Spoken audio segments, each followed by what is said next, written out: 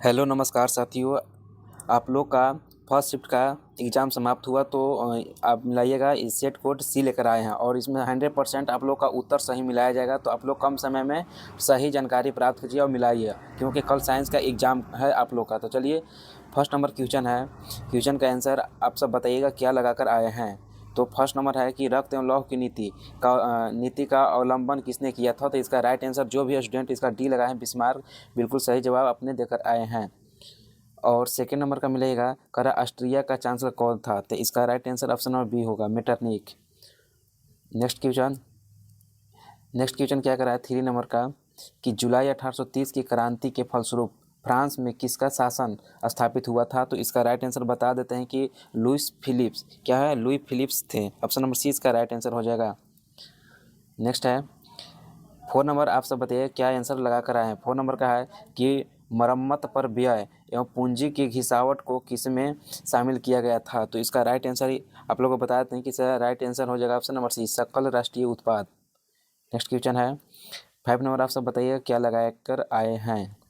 5 number है कि निम्न में से किसकी ज़रूरतों को पूरा करने के लिए क्षेत्रीय ग्रामीण बैंक की स्थापना की गई थी। तो इसका राइट आंसर बताया था कि ऑप्शन नंबर ए इसका राइट आंसर, सीमांत एवं छोटे किसानों के लिए। ऑप्शन नंबर ए इसका राइट आंसर हो जाएगा। और आप सब कमेंट में जवाब दीजिएगा आप सबका एग्जाम आज का कैसा रहा। 6 नंबर है कि सार्वजनिक कल्याण से रिलेटेड क्वेश्चन का आंसर आप लोग मिलाइएगा। ऑप्शन नंबर बी है। देखिए यहाँ पे पढ़ाना नहीं है, केवल आप लोग के आंसर ही मिलाना था। हम केवल आप लोग को शॉर्ट ही क्वेश्चन पढ़ेंगे और आंसर मिलाते चलेंगे। आप लोग मिला लीजिए, क्योंकि कल साइंस के एग्जाम है, टाइम बचत होना चाहिए। तो 6 नंबर का ऑप्शन नंबर बी जो भी स्टूडेंट लगाए समाजवादी अर्थव्यवस्था, बिल्कुल सही जवाब अपने देकर आए हैं।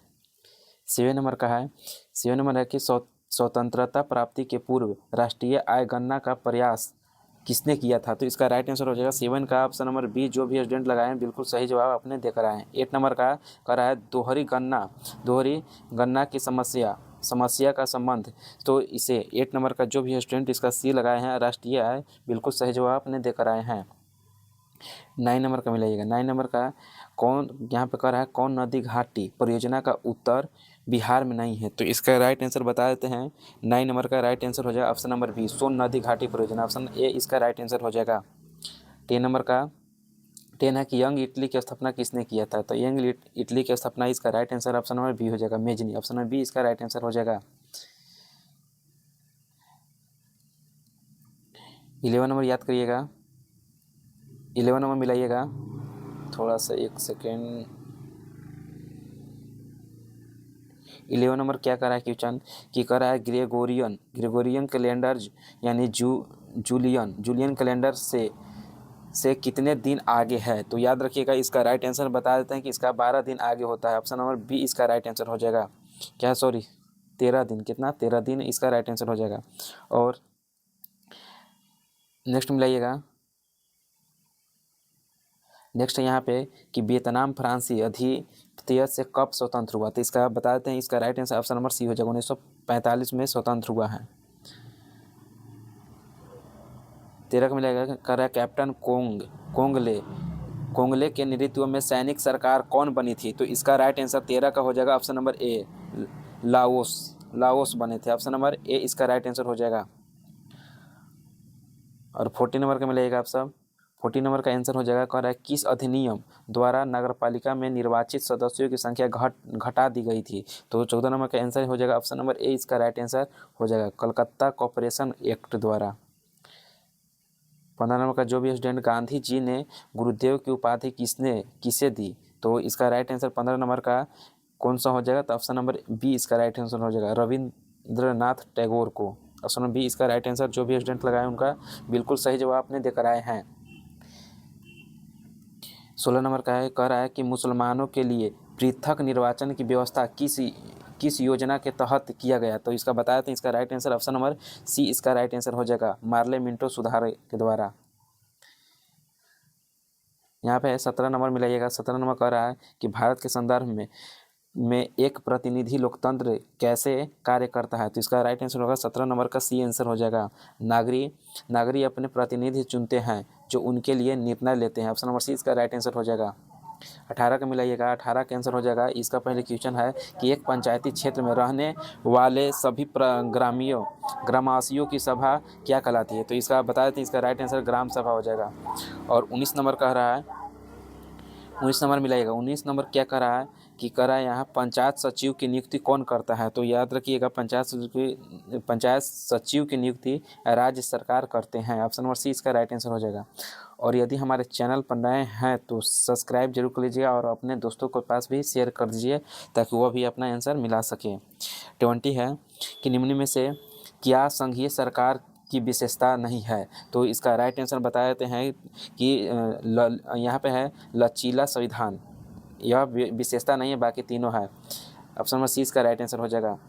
21 मिलाइएगा। कह रहा निम्नलिखित में से किस देश में बहुदलीय व्यवस्था नहीं है? तो इसका राइट आंसर बता देते हैं कि बहुदलीय व्यवस्था चीन में नहीं है, चीन में नहीं है, बाकी तीनों देश में है। 22 नंबर का मिलाइएगा। राष्ट्रीय केंद्रीय सरकार के गठबंधन का क्या नाम है? तो इसका राइट आंसर बता देते हैं कि इसका right answer option number A हो जाएगा, राष्ट्रीय जनतांत्रिक गठबंधन। ऑप्शन नंबर ए इसका राइट आंसर हो जाएगा। यहाँ पर कह रहा है कि 23 कह रहा है नेपाल में लोकतंत्र को कब अस्थायी रूप से बहाल किया गया? तो इसका राइट आंसर बता देते हैं कि 23 का राइट आंसर ऑप्शन नंबर 2006 में बहाल किया गया था। 24 है। 24 मिलेगा कि लोकतंत्र का सबसे बुनियादी परिणाम क्या है? तो इसका राइट आंसर बता देते हैं, इसका राइट आंसर जवाबदेह सरकार। ऑप्शन नंबर डी इसका राइट आंसर हो जाएगा। 25 मिलाइएगा आप सबके। भारत में आपदा प्रबंधन का सर्वोच्च निकाय कौन है? तो इसका राइट आंसर बताते हैं कि सर्वोच्च निकाय है, इसका right answer option number A हो जाएगा, राष्ट्रीय आपदा प्रबंधन प्राधिकरण। ऑप्शन नंबर ए इसका राइट आंसर हो जाएगा। नेक्स्ट मिलाइएगा आप लोग। 26 का बताइएगा क्या आपने आंसर देकर आए हैं? तो यहाँ पे है कि दामोदर नदी किस राज्य में बाढ़ का प्रमुख कारण होती है? तो इसका राइट आंसर हो जाएगा दामोदर नदी पश्चिम बंगाल में। ऑप्शन नंबर सी इसका राइट आंसर होगा। 27 मिलेगा। सर्वाधिक विनाशकारी भूकंप तरंग कौन सी है? तो इसका राइट आंसर बता देते हैं कि सी होता है, एल तरंग होते हैं। ऑप्शन नंबर सी इसका राइट आंसर होगा। 28 मिलेगा। बिहार में भयंकर सूखा कब पड़ा था? तो इसका राइट आंसर कब पड़ा था? तो आप सब बताइएगा, इसका आंसर कौन सा हो जाएगा राइट? ऑप्शन नंबर बी इसका राइट आंसर हो जाएगा। 1966 को पड़ा था, भयंकर सूखा पड़ रहा था। 29 में लाइएगा। 29 क्या कर रहा है कि सामान्य संचार व्यवस्था से रिलेटेड 29 नंबर का जो भी स्टूडेंट इसका डी आंसर लगाए सभी हो जाएगा, सभी आंसर हो जाएगा। नेक्स्ट में लाइएगा। देखिए हम शॉर्ट में ही कोशिश कर रहे हैं आंसर मिलाने के लिए, क्योंकि आप लोग का टाइम बर्बाद ना हो, क्योंकि बहुत से चैनल वाला देख रहे हैं कि 2-2 घंटा 3-3 घंटा लेकर चल जा रहा है आंसर मिलाने में, जबकि वो टाइम पास है। तो 30 नंबर का है कि इंडियन नेशनल सैटेलाइट सिस्टम से रिलेटेड इसका जो भी 30 नंबर का आंसर डी लगा है उनका भी सही है, सही जवाब है। यहाँ दूरसंचार नगर नियोजन हेतु और यहाँ संसाधनों की खोज एवं प्रबंधन सभी हो जाएगा। इसका right answer option number D हो जाएगा। नेक्स्ट मिलाइएगा आप लोग। 31 मिलाइएगा कि कौन सी आपदा धीरे धीरे आती है? तो इसका बता देते हैं कि सूखा आपदा धीरे धीरे आती है। और यहाँ पे कह रहा है 32 कह रहा है कि चाय उत्पादन के लिए किस तापमान प्रास की आवश्यकता होती है, मतलब किस तापमान पर उगाया जा सकता है, उगता है चाय। तो इसका राइट आंसर आप सब बताइएगा, क्या आपने लगा क्या है? तो इसका 20 से 30 डिग्री सेल्सियस पर उगता है। ऑप्शन नंबर बी इसका राइट आंसर हो जाएगा। 33 है कि खनिज पदार्थों में कौन सा भारतीय क्षेत्र समृद्ध नहीं है? तो बता देते हैं, इसका राइट आंसर हो जाता है ऑप्शन नंबर बी, गंगा का मैदान। ऑप्शन नंबर बी इसका राइट आंसर हो जाएगा। नेक्स्ट है 34 है कि एंथ्रासाइट कोयले के संबंध में कौन सा कथन सत्य है? तो इसका राइट आंसर आप सब मिलाइएगा। जो भी स्टूडेंट ऑप्शन नंबर ए लगा कर आए हैं वो बिल्कुल सही जवाब आपने देकर आए हैं, यह सर्वोच्च कोटि का है। नेक्स्ट क्वेश्चन का आप सब बताइए क्या आंसर लगा कर आए हैं। 35 के सीमेंट निर्माण के लिए, तो सीमेंट निर्माण से रिलेटेड जो भी स्टूडेंट इसका 35 का डी आंसर लगाया है उनका बिल्कुल सही जवाब आपने देकर आए हैं, चुनाव पथा जिप्सम और बॉक्साइट। नेक्स्ट आप सब मिलाइएगा। नेक्स्ट है यहाँ पे 36 है कि रबी फसल किस ऋतु में बोई जाती है? तो आप सभी को पता है होगा कि इसका कब बोई जाती है, तो इसका राइट आंसर शीत ऋतु में बोई जाती है। नेक्स्ट है कि 37 गंडक नदी घाटी परियोजना, तो इसे लेटर जो भी स्टूडेंट 37 का आंसर ए लगाए हैं। कह रहा है गंडक नदी परियोजना परियोजना से किस राज्य को लाभ मिलता है, तो बिहार राज्य को लाभ मिलता है। और यहाँ पे कह रहा है 38 कह रहा है हीराकुंड बांध किस नदी पर निर्मित है, तो आप सभी को बता देते हैं कि हीराकुंड जो है किस नदी पर क्या क्या कह रहा है, सॉरी, किस नदी पर निर्मित है, तो यहाँ पे हो जाएगा 38 हो जाएगा। इसका राइट आंसर महानदी पर स्थित है। थोड़ा सा 1 सेकंड रुक जाइए, पानी पी लेते हैं।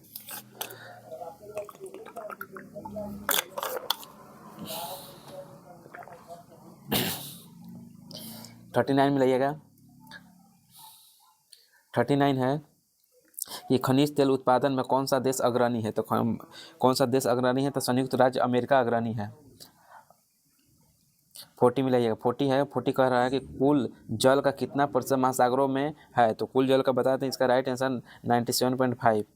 और यहाँ पे 41 मिलाइएगा। 41 है कि निम्नलिखित में से कौन नरमपंथी नेता है, तो नरमपंथी नेता कौन है, तो ए हो जाएगा फिरोज शाह मेहता। और 42 है कि निम्नलिखित में किस बैंक की स्थापना सबसे पहले हुआ था, तो आप सभी को बताते हैं कि सबसे पहले पंजाब नेशनल बैंक की स्थापना हुआ था, पीएनबी का। 43 है कि किस पंचवर्षीय योजना के दौरान यहाँ पे करा दौरान प्रथम वेतन बोर्ड का गठन हुआ था, तो इसका राइट आंसर आप सभी को बता दिया जाता है कि ऑप्शन नंबर बी इसका राइट आंसर हो जाएगा, द्वितीय पंचवर्षीय योजना के दौरान। 44 मिलाइएगा कि 1800 ईस्वी में भारतीय निर्यात में सूती वस्त्र हिस्सा कितना प्रतिशत था, तो इसका राइट आंसर हो जाएगा 44 का ए हो जाएगा 30%। ऑप्शन नंबर ए इसका राइट आंसर हो जाएगा। 45 मिलाइएगा। निम्नलिखित में से कौन सा पत्र ब्रिटिश सरकार का पूर्ण समर्थन था, तो इसका राइट आंसर हो जाएगा, ऑप्शन मिलाइएगा कि ऑप्शन ए हो जाएगा द पायनियर। 46 है। 46 यहाँ पे कह रहा है ब्रिटिश को बॉम्बे किसने दिया था, कह रहा है ब्रिटिश को बॉम्बे किसने दिया था, तो इसका राइट आंसर 46 का मिलाइएगा। 46 का right answer option number B हो जाएगा, पुर्तगाल ने।